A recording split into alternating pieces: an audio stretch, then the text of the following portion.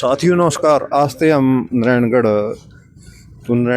कुछ ज्ञापन देना आए थे। राणा जी, क्या इस ज्ञापन में थोड़ा सा बताओ जी। ज्ञापन मां जी, ये आज हरियाणा में सारे जगह अपने 90 के 90 विधायकों को ज्ञापन दे जा रहे हैं हरियाणा किसान मजदूर संघर्ष मोर्चा की तरफ से। हमारी मैडम जी शैली चौधरी जी किसी काम बस यहाँ ना होने के कारण मामचंद जी को हम ज्ञापन सौंप रहे हैं, जो अपने ब्लॉक प्रधान है कांग्रेस के। और आशा करते हैं कि मैडम तक हमारी बात किसानों की पहुंचाएंगे, मजदूरों की पहुंचाएंगे। और जो शीतकालीन सत्र चलने वाला है उसमें किसानों की मांगे मुख्य रूप से रखेंगे, जिसमें हमारे किसानों की पहली मांग है भी किसानों का संपूर्ण कर्जा माफ किया जाए और सरकार की गलत नीति और प्राकृतिक आपदाओं के कारण जो किसानों को उचित दाम नहीं मिले उसका संपूर्ण हल किया जाए और पूर्ण कर्जा माफ किया जाए। दूसरा है हमारा एमएसपी पर फसल खरीद गारंटी का, जो स्वामीनाथन जी की रिपोर्ट के अनुसार C2+50 के आधार पे एमएसपी निर्धारित हो और सभी फसलों पे खरीद सुनिश्चित करे सरकार। और इसमें है हरियाणा सरकार द्वारा जो ट्रैक्टरों पे रजिस्ट्रेशन टैक्स बढ़ाया गया उसको तुरंत वापस ले, और जो 10-12 वर्ष पुरानी गाड़ियां चलाने पे पाबंदी लगाई उसको वापस ले। नंबर 4 है जी, जो नकली गेटवास और फर्जी पोर्टल के माध्यम से धान में बड़े घोटाले हुए उसकी निष्पक्ष जांच कराई जाए, और जो बड़ी स्तर पर धांधली हुई है, किसानों का नुकसान हुआ है और लूट करने वाले लोगों को उनकी सजा मिल सके। और बरसात से होने वाले नुकसान से बचने के लिए प्रदेश के नदी नालों की सफाई करवाई जाए, उनके तटबंध मजबूत करवाए जाए, पक्के करवाए जाए। इसकी व्यवस्था सरकार समय रहते करे ताकि किसानों का और आमजन का कोई नुकसान ना हो।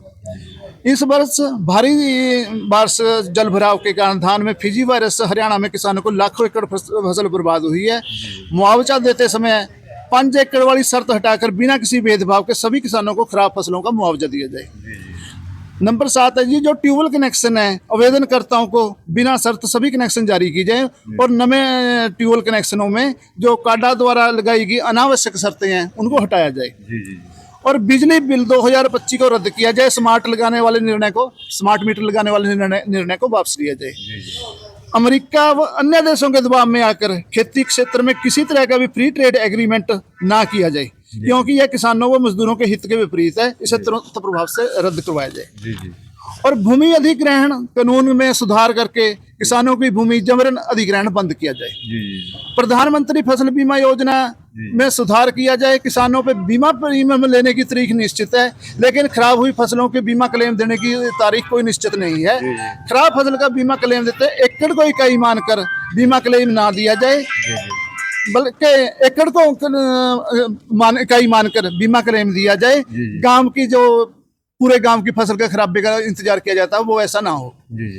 किसान आंदोलन व अन्य संघर्षशील किसानों व अन्य लोगों के खिलाफ FIR दर्ज, जो झूठे मुकदमे दर्ज है उनको रद्द किया जाए।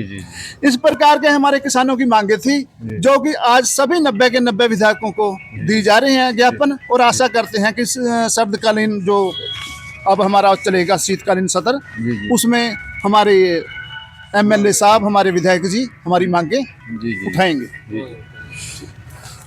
ठीक है जी। ये थे किसान भगत सिंह किसान यूनियन के प्रधान विक्रम राणा जी। धन्यवाद।